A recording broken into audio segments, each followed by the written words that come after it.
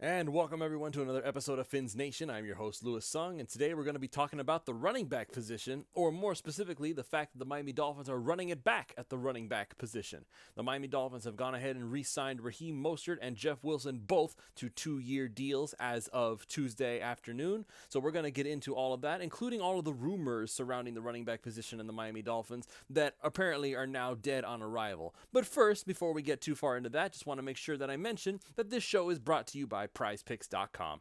PrizePicks.com is a revolutionary fantasy platform where you can now pick up to 6 different players across professional sports leagues, whether that's the NFL, the NBA, the MLB, one of each. It's up to you, and just choose the over or the under on those individual players' fantasy projections, whether that's individual stats or the classic fantasy point projections. They will give you free squares on certain players. They will give you special Taco Tuesday promos, which I actually managed to win $100 off of. And there are also Flex Friday specials to where you can get your money back if you lose, or multiply the amount of money that you can normally win from them. So with offers like that, it's very hard to justify not signing up at this point, especially if you are somebody who enjoys fantasy sports. Just go ahead and go to prizepicks.com, use the promo code 5, that's FIVE, and they will match up to $100 on your initial deposit when you sign up. Again, that's promo code 5, FIVE, prizepicks.com. And if you are a South Florida resident and you're looking to protect your home or business with impact-rated windows and doors, make sure you contact All Pro Construction Builders. They specialize in impact window and door installation for residential and commercial properties. They are a state-certified, licensed, and insured general contractor that services Miami-Dade, Monroe, and Broward counties, and they use only top-quality products that are locally made. They are a family-owned and operated business where you will only deal with the owner from start to finish, and they offer competitive and affordable pricing as well as 100% financing with no upfront costs or down payment. So if you're looking for a trustworthy and reliable contractor whom offers quality service, make sure you contact All Pro Construction Builders, and they will provide you with a free estimate and help you protect your home in less than 8 weeks. Call Danny at 305-484-4429. Again, that is Danny, 305-484-4429. And make sure to mention 5 Reasons Sports to get a 10% discount and start protecting your home today. Alrighty, folks, so let's get into the running back position, shall we? So I was at work, and I was actually discussing with my coworkers how much fun it would be to be able to say that Derrick Henry is a member of the Miami Dolphins. And I was fantasizing because if you really think about it, regardless of whether he is a scheme fit or not, sometimes you just pay for elite level players. The same argument was made when Jaylen Ramsey was acquired, because some would say that Jaylen Ramsey is not exactly a scheme fit for what it is that Vic Fangio is going to want to do. Nevertheless, although the compensation was low, they did still trade a 3rd-round draft pick and Hunter Long to acquire him, and they were willing to pay him enough to not only get that trade happening, it was also enough to restructure him. So now his guaranteed money is more, and even though his cap hit is lower, we're basically hanging on to him for an extended period of time, which is fine. You pay for elite level players, and talented coaches will make elite level players work. So if they had decided to go get Derrick Henry, I am very confident that Mike McDaniel would have found a way to make him fit this offense. Because when you are somebody like a Derrick Henry and you have been considered the best running back in football for quite some time, you will fit pretty much any scheme. And again, my brain is fantasizing everything in saying that Derrick Henry, if he were to be able to get the ball and start handing it off maybe just 15 times a game, because of course there's a lot of tread on his tires. Mind you, he's only 29. He hasn't hit 30 just yet. But there is a lot of tread on those tires thanks to them needing to use him with Ryan Tannehill as the quarterback in Tennessee. Now they're trying to jettison him. I can't imagine why. He's the only reason that they're any good. I'm guessing they're deciding that they're not going to try to compete this year if they're getting rid of Derrick Henry. But I digress. If you were to add Derrick Henry to this Miami Dolphins offense, immediately teams would not know what to do with themselves. Immediately, do you decide you're going to stack the box and try to stop Derrick Henry? Which if you do that, you're going to allow Tyreek Hill and Jaylen Waddle to run free. And if you decide you're going to send your secondary back so that way you can cover Tyreek Hill and Jaylen Waddle safely, well, Derrick Henry will make you pay for it because he runs through everybody like they're standing still. Now, I realize that I've just made a great case for why the Miami Dolphins should get Derrick Henry. But that's what happens with elite level players. It doesn't matter if they fit. It doesn't matter what they cost. The idea of having them is extremely appealing. Because why wouldn't you want somebody like that? The same goes for the discussions regarding Dalvin Cook. Obviously, Dalvin Cook brings a lot to the table, and that was a seemingly more palatable trade as far as what the compensation would be. Supposedly, Dalvin Cook wants more than Miami is willing to give. Supposedly, Dalvin Cook is going to be staying in Minnesota now, which that's fine. If they want to pay their guy, he's already their guy, so good for them. And of course, the whole Austin Eckler thing. I'll tell you what. Austin Eckler not being in Los Angeles anymore, not helping Justin Herbert, if he goes to, say, Chicago, which is what a lot of rumors are saying right now, if he goes to Chicago, Justin Fields is going to be a very happy man because Austin Eckler basically was the Chargers offense. You can say Justin Herbert was the offense. Okay, yeah, but who did Justin Herbert spend most of his time getting the ball to, either by rushing it or throwing it to him? Austin Eckler was his security blanket in every way, shape, and form. He was basically his guy. And if Austin Eckler leaves the Chargers, which it seems like that's what's going to happen now, who's Justin Herbert going to rely on in times of need? We'll just see how good he is when he doesn't have that guy. Now, what does this have to do with the Miami Dolphins? Obviously, that means that Austin Eckler is not going to be a Dolphin. This means that Derrick Henry is not going to be a Dolphin. And it's more than likely now at this point, unless something changes in the future, that Dalvin Cook will also not be a Dolphin. But as I thought about it, and as the news came out that they were going to be retaining both Raheem Mostert and Jeff Wilson, I was reminded of why I was such a proponent for Raheem Mostert in the first place. Because I looked up the interesting numbers here. So in 2022, with the Dolphins, he ran 181 times for 891 yards, 4.9 yards per carry. Mind you, only 3 touchdowns, 31 receptions for 202 yards, 2 touchdowns on that front. So his receiving yards are not that spectacular, but look at that rushing number. And I decided to look it up because I really wanted to see what was going on here. So for the entire NFL, and I have to remove the quarterbacks from this list because yards per attempt rushing, there are 4 quarterbacks in front there. Justin Fields 1, Lamar Jackson 2, Josh Allen 3, and Daniel Jones 4. So those guys don't count. Among running backs, and this means that you have to have at least a minimum of 100 rushes, okay? You can't just say, oh, well, you didn't really do anything, so it doesn't matter. Among running backs in the NFL in 2022, I'm looking at it here, and I see 1, 2, 3, 4, 5, 6, 7. Jeff Wilson and Raheem Mostert, both of them, are tied for 7th in yards per rush attempt. They are tied for 7th with Raiders running back Josh Jacobs, Eagles running back Miles Sanders, and then you have Atlanta Falcons running back Tyler Algier. I'm not sure how to say his name, and I probably butchered it, but it's fine. And then you have right next to each other Raheem Mostert and Jeff Wilson, both at 4.9 yards a carry. So they are all tied for 7th in the NFL in yards per rush attempt. And Raheem Mostert ran for 891 yards. That's really close to the 1,000-yard rushing that we expect from our running backs. Granted, he's 30 years old. Okay, so he's 30 years old.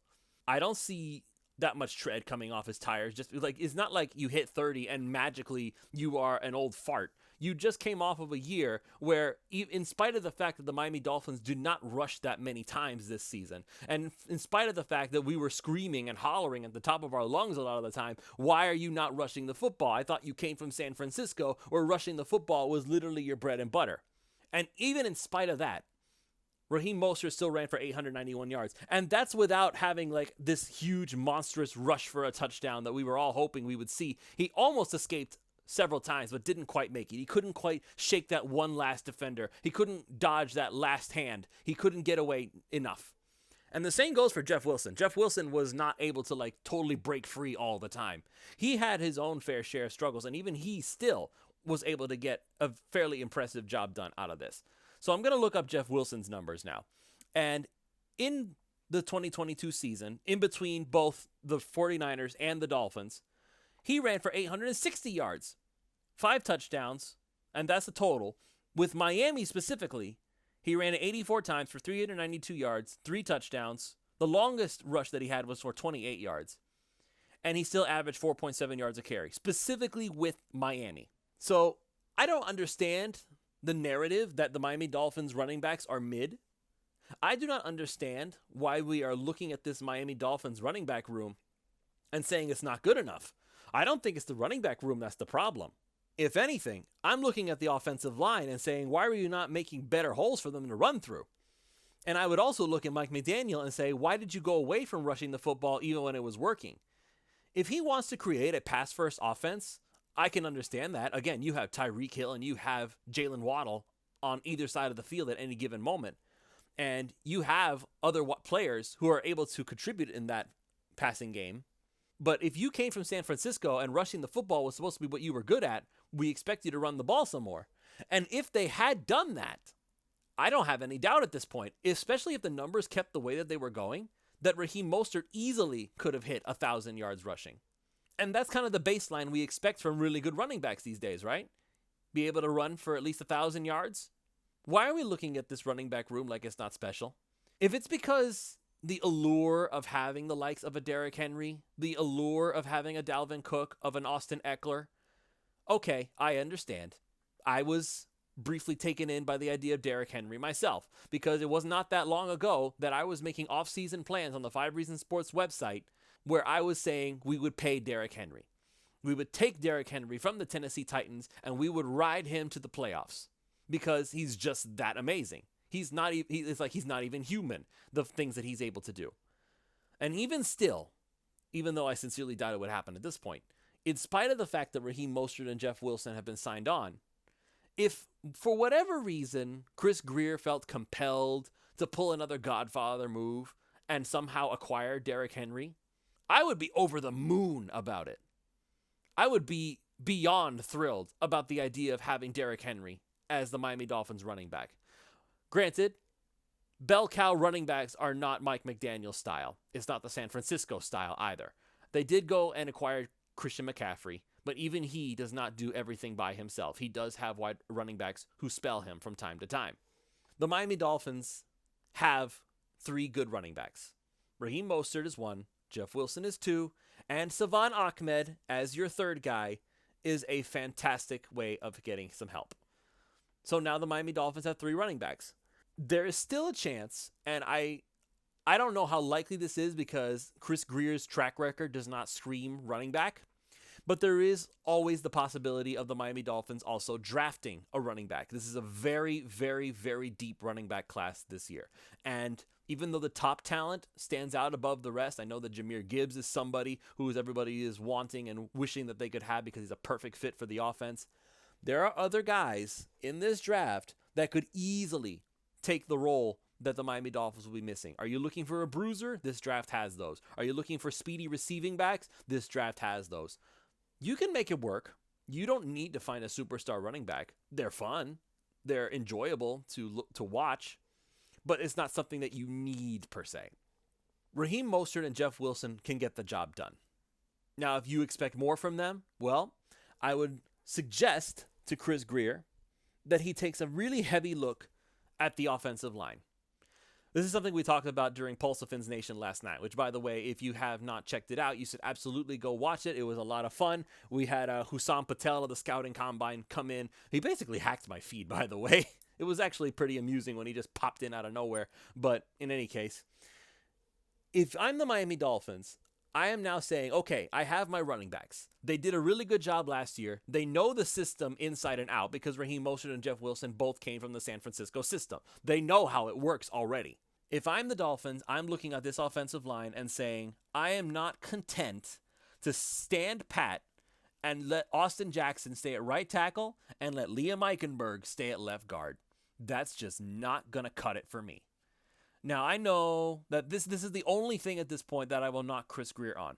He seems determined to ride Austin Jackson and Liam Eichenberg to the very end. Like, he is going to let his career ride or die on Austin Jackson and Liam Eichenberg at this point. That's what it feels like.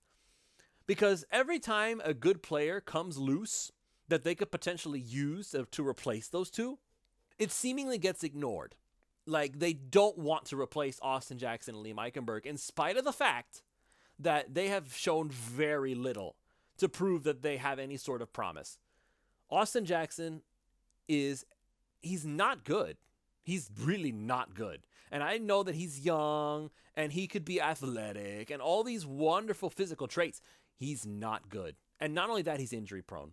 He's injury prone. You want to talk about Tua and his career being in jeopardy. Austin Jackson can't stay on the field for more than 10 snaps. And then he goes down again. As for Liam Eichenberg, I don't know what it is about these Miami Dolphins. I don't know what it is about Chris Grier and his ability to scout offensive linemen, but somehow he was able to whiff twice on schools that basically churn out offensive linemen on the regular. Michael Dieter came from a very heavy offensive line school. He didn't work out. Liam Eichenberg came from a very offensive line heavy school. He didn't work out. Does Butch Barry get more out of both of those guys? Who knows? Maybe. Maybe his style of teaching is going to somehow resonate with Austin Jackson and Liam Eichenberg, and suddenly they become competent. I doubt it. I really don't think it's going to be that simple. But regardless of the situation, you have to get the offensive line fixed if you want the most out of Raheem Mostert and Jeff Wilson. And that goes for any running back that you throw back there. Any running back at all. That includes the likes of Derrick Henry, Dalvin Cook, and Austin Eckler. You need to get an offensive line that can open holes for them on the regular. That was part of the reason why they couldn't run the ball more, was because even when it was working, there would be these little stretches here and there where they couldn't get more than 2 yards per carry. And then they would break a larger one and suddenly everything would bounce back up. But that just goes to show you that if you give them a hole, they will run through it. Raheem Mostert and Jeff Wilson know what they're doing. They are not some scrub. These guys are really good running backs. They're just not superstar running backs. That's the difference. Now, my final note on this is that if for whatever reason Chris Grier decides to stall and he doesn't go for an offensive lineman during this first wave of free agency, it is possible that he may look at the draft again. I don't know who he's going to look at.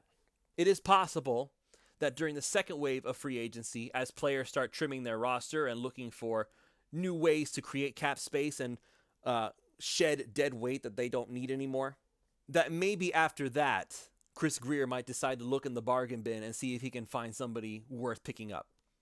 Or it's possible that they just may decide to stand pat. Brandon Shell looked pretty good. Kendall Lamb looked pretty good. Eric Fisher was supposed to be pretty good, but we gave him $3 million and he ended up not playing, so maybe they bring him back and try again, which I wouldn't be upset about. Eric Fisher was once a very quality starter. Maybe he wins out the job if he gets signed back. I wouldn't be upset.